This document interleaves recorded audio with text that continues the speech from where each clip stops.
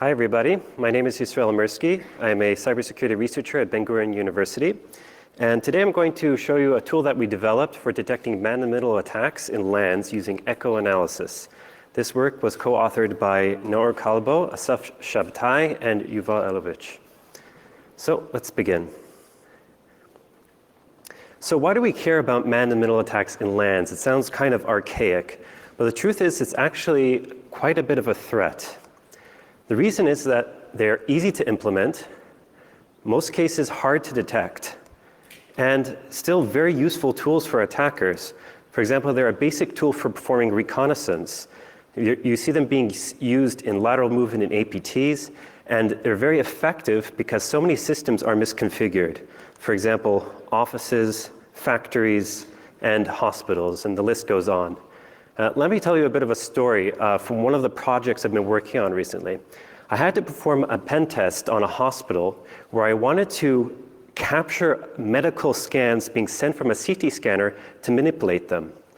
Now, what I did was I came to the hospital at night when the cleaning staff opened the doors, and I went inside and the cleaning staff didn't mind at all that I was there. And I went and found one of the CT scanners, and I came and brought with me a small Raspberry Pi with 2 Ethernet ports. I attached an external adapter, and I plugged it in between the CT scanner and the rest of the network so that I could intercept all the traffic.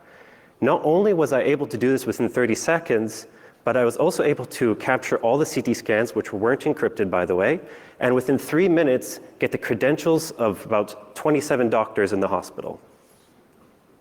So this is just an example of why we still care about man-in-the-middle attacks in LANs. And LANs isn't just like one switch and a few hosts. You can actually have quite large LANs with multiple switches and hundreds of hosts.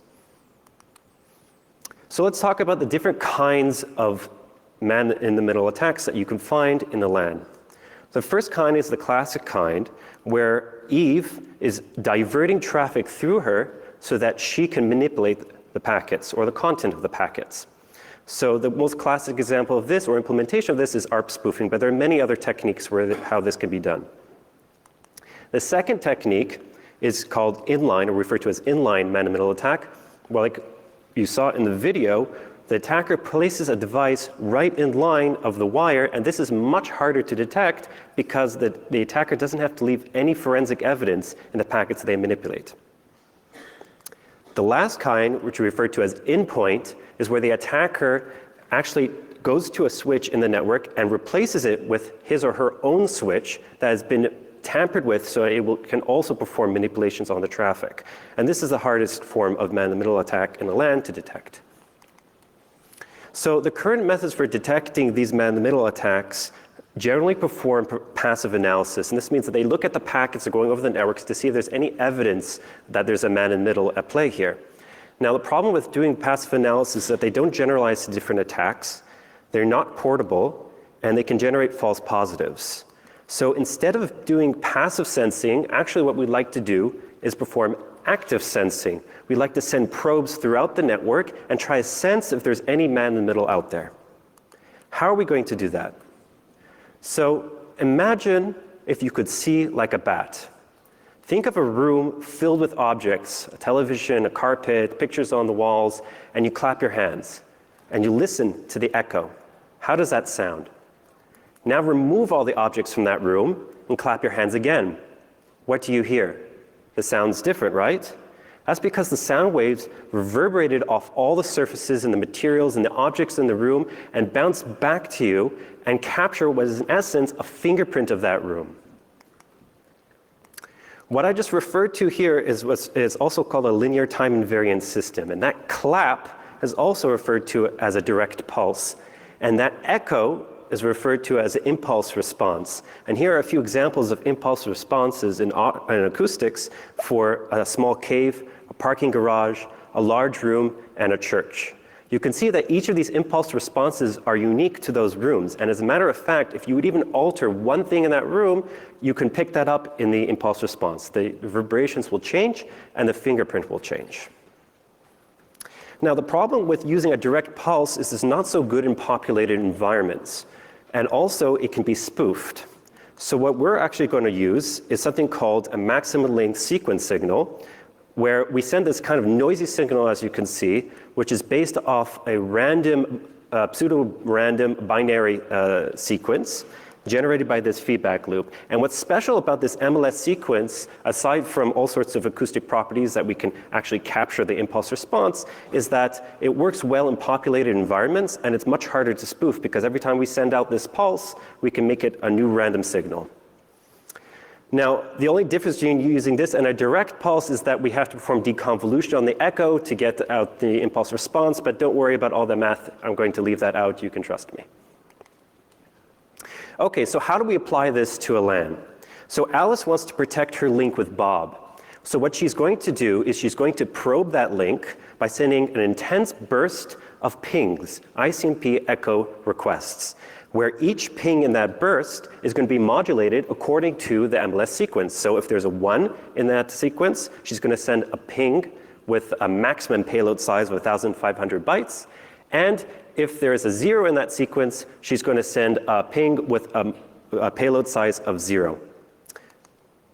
When Bob receives that signal, he's going to automatically reply as you would in a ping. And what Eve is going to do, she's going to measure the round trip times for each of those pings. And as you can see, the echo that Alice gets back reflects the original signal being sent, which makes sense, as you would imagine, as you would expect from an echo. But it's not the same as just taking the round trip times over the network, because all the hardware and physical defects in the system and algorithms and software of all the switches and components, including Bob along the way, apply a dynamic effect on the echo that we receive. For example, here's an impulse response for 2 identical switches, blue and red, where you can see they are distinctly different. And the reason is because during the manufacturing process of these switches, certain defects find their way into the chips and causes slight changes in the way, for example, the clock skew looks like. And this also affects how the response of these packets will be processed. And we can pick that up, and we can differentiate between these devices. So if Alice continues probing this link, she can get a nice profile of how the link between Alice and Bob should look like. So that if Eve should ever come along, that profile will be a clear indicator that something has changed in the network, and that Eve is being now tampering and eavesdropping on the traffic. So with this approach, we can actually detect every kind of man-in-the-middle attack in LANs, and the main reason for that is because, by definition, a man-in-the-middle has to first take a look at the packet to determine if he wants to manipulate it, and only afterwards he can then decide to manipulate it or not. But the fact that he's already taken that packet and started to read it means that he's processing it with his electronics, with his software, and that's going to leave his fingerprint on the burst of packets that we're sending through the network. So that means for traffic diversion, such as ARP poisoning, inline man-in-the-middle attacks, such as network bridges, or in-point man-in-the-middle attacks, all of these we can detect. But of course, I have to point out that we're not talking about passive wiretaps, where somebody connects directly onto the copper and is just listening to the electronic signal, because this isn't a man-in-the-middle attack. There's no actual intervention happening. So let's talk about the tool that we developed, we call Vesper. Vesper breaks down into 3 components: the link prober, the feature extractor, and the host profiler. First, we select an IP address somewhere inside our LAN, and we generate a random MLS sequence, and we send an intense burst of these ping requests to our host. In parallel, we also receive those responses, and we extract 3 vectors: X being the MLS sequence that we generated, Y being the round trip times, and Z being the jitter, the timing between the packets. From these 3 vectors, we summarize the entire probe into 3 values. The first value is the average energy of the impulse response. The second value is the average round trip time of the largest packets in that burst. And the third value is the probability of that jitter distribution fitting previous probes that we've sent. Now, once we have the summary of this probe, we just look up a profile that we've made for this IP address. Using any classic anomaly detection algorithm, we can determine whether this point, these 3 values, match all the other probes that we've taken for this IP address before. Now, there are many different anomaly detection algorithms you can use. The one which we actually deployed and published in this tool is referred to as local outlier factor. And I'll just give you a very high-level explanation how this works. So each point here, for example, let's say is a probe that I've made when I was trying to sample and trying to understand how this link looks like, or what this link looks like. And the X and Y axes are showing the first and second features. The third feature I left out for simplicity. When a new probe is made, it falls out somewhere among these points. And I take a look at the neighbors to understand if it's an outlier or not. Outlier meaning it's far away from all the other points, so it's an anomaly. Inlier meaning it's close to all the other points, within all the other points, and therefore it's normal. But it's sometimes not enough just to look at the neighbors. We have to actually kind of measure what the density is around the other points to understand the context. So for example, in this case, this is an inlier, but if another probe is made and we see it's way off with respect to the densities of all the other probes around us, then we know that this is an outlier. You can go check up on how this is actually computed, but I'm going to leave it out to keep it nice and simple. All right, so let's talk a bit about the evaluation. So we took a look at the three different kinds of man-in-the-middle attacks in LANs. And the first kind for endpoint man-in-the-middle attacks we implemented ARP poisoning. For inline, we took a look at a network bridge implemented by a Raspberry Pi and a network bridge implemented by a regular 1 gigabit per second Ethernet switch. And for the endpoint, we tried different switches, and we also tried identical switches, see if we can determine if somebody swaps on an identical switch with another identical switch. And now it's also important to note that we have to consider any traffic going over the network that may mess up our probes. So we tested our techniques in many different environments. One environment being a surveillance network with 7 switches and 13 network hosts. The other being a server network with 3 switches and 61 servers, and a large office network with 14 switches and over 300 network hosts with multiple VLANs and optical uplinks. So for the case of sending probes over one hop, i.e. one intermediary switch, we were able to detect the different man-in-the-middle attack, traffic diversion man-in-the-middle attack quite easily in the different scenarios, and same with the network bridge cases. And we're also able to detect when a switch was swapped out with a different model. And not only that, but we're also able to detect when the switch was swapped out with the identical model, and in some cases, we're able to detect when a port was changed. So if somebody swaps from one port to another, just by the way the hardware has been constructed and all those defects I mentioned prior. This is the case of the port swapping doesn't always work, but in most cases we found that changing a switch with another switch does work in terms of detection. Now for multiple intermediary switches, we actually tried attacking our secretary, and we were able to detect the attacks during the day and the night. So it doesn't matter how much traffic was going over the network, we were still able to determine that there was a man-in-the-middle in play. And of course, we also tried for the long haul over an entire week of regular traffic in our environment, and we were still able to detect the attacks as well. However, in order to limit the number of false positives, we had to apply an averaging window of about 15 seconds. And you can always adjust this in the tool that we've published. You can, a larger averaging window will lower the false alarm rate, but it would also increase the detection delay, so you have to consider the trade-off there. So we're at Black Hat, and we also have to consider the possibility that somebody's going to attack our tool, right? So let's talk about how an adversary can mess with us. So there are 4 different ways an adversary, Eve, can try and bypass or evade our detection. The first kind is a naive approach, or just simply let's drop all the ICMP requests I see being sent. And that's very easy to detect because obviously I won't see a signal from Bob. The second approach is spoofing. And in spoofing, Eve will respond on behalf of Bob, but what will happen here is that now the impulse response will capture the fingerprint of Eve and not of Bob, so we'll be able to detect that. The third approach is to perform a replay attack, where Eve has a pre-recorded probe and she just replays that probe whenever she sees me probing. And the problem with that is that Eve will leave her fingerprint on top of that impulse response again, but not only that, our MLS sequence is different every single time we change it. And lastly, if Eve decides that she really wants to bypass us, she can develop her own dedicated hardware specifically designed to bypass our probes, which what it'll do is every single time it sees an ICMP request, it'll assume that maybe there's a whole burst of ICMP requests going to happen right afterwards. So it'll immediately switch over to connecting copper to copper so that we won't be able to detect her. But even in this case, she still needs to see that first packet, which will cause some sort of delay and possibly corrupt the second packet after that, so we'll be able to detect her in most cases. Now, I mentioned we extracted 3 features. Why not just 1 feature from every probe? And the reason being is that every feature is strong against detecting one kind of adversarial attack against Vesper, but weak against others. So altogether, they provide a nice strong coverage for protecting at Vesper against these kinds of attacks. So let's look at some of these results. So for replay, there was no problem in detecting the attack because of the MLS sequence.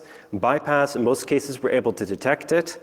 And for spoofing, we actually took a look at hundreds of different devices, of different operating systems and hardware. And we also tried differentiating between identical devices. We took 48 Raspberry Pis, and we tried to see if we could differentiate between them, see if they each have a different fingerprint. And it turns out for the assorted devices, we almost instantly were able to determine that there was a spoof attack happening. And for the Raspberry Pis, after about 5 minutes of probing, we were able to differentiate between about 75% of them. So if anybody wants to download our tool, please go ahead and visit GitHub. There I put up a light version of Vesper, or Vesper version 1.0. This version has been implemented in Python with a C++ Cython wrapper because we need to be able to send the packets at a very high and rapid rate and also use nanosecond precision timing. So we wanted all the actual process of the probing to happen low level, but everything else is all implemented in Python, so you can take a look at it, see how it's implemented, and get an understanding what we're doing there. And the tool will let you monitor multiple IPs and also plot the anomaly scores for these IPs over time. And currently it's only implemented for Linux, but I do plan to port it also for Windows as well. It's a light version because it hasn't been tuned for, for every single kind of device.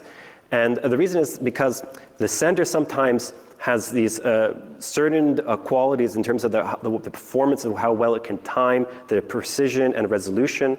So although pretty much every device that we tested it on, you can detect all these man-in-the-middle attacks, for the extreme cases for, let's say, swapping out a switch with an identical switch where you need really, really high precision timing, in those cases you need to fine-tune the parameters of our algorithm to get it just so. So the light version, you won't be able to detect identical switches. You probably will be able to detect the case of a switch being swapped out with a different switch.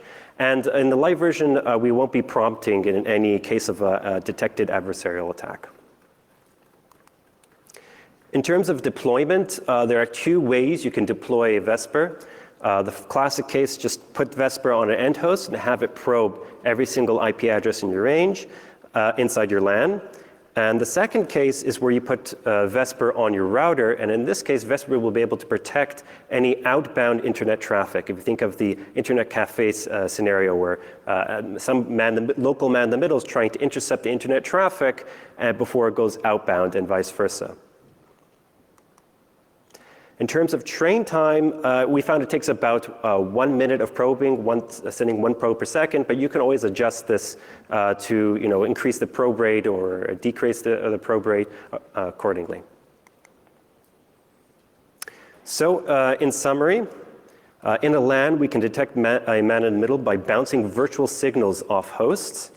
The approach detects all LAN-based man-in-the-middle attacks regardless of the forensic evidence or the attack implementation, whether it be ARP spoofing, DNS spoofing, a network bridge, and so on. And it's portable. Since it's implemented in the software level, you can port it to pretty much any system. And it's robust to adversarial attacks. If anybody wants to see a little bit deeper in how all the math behind this and how this all works, you can please take a look at our white paper. which should be also up on the Black Hat's webpage. And please visit our GitHub page as well. Thank you.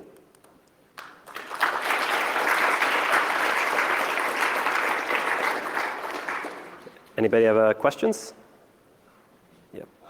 How sensitive are like Alice and Bob to CPU? Like if the CPU load changes, wouldn't the profile sort of change as like the auto replier? Yeah. So the question was how sensitive Alice and Bob is to CPU load. So for example, if Alice is running different applications at different times, or Bob is, let's say, a server that has different loads at different hours of the day, how does it affect the response? So that's a very good question. And actually, what we found is that it's not so effective. It doesn't change the response so much. For example, when we tested in the server network, I'm not going to go back to the slide, but you saw there sometimes there's noise, right? Sometimes there are probes where fall out as anomalies by accident, false alarms, and most of the times it's fine. And that's because of those loads. So what we do is we perform an averaging window over, let's say, a few probes, 5 probes, 6 probes, which is like a few seconds, to get an average kind of a consensus of is there actually an anomaly here or not, and that basically mitigates that issue. Any other questions? Okay, thank you very much.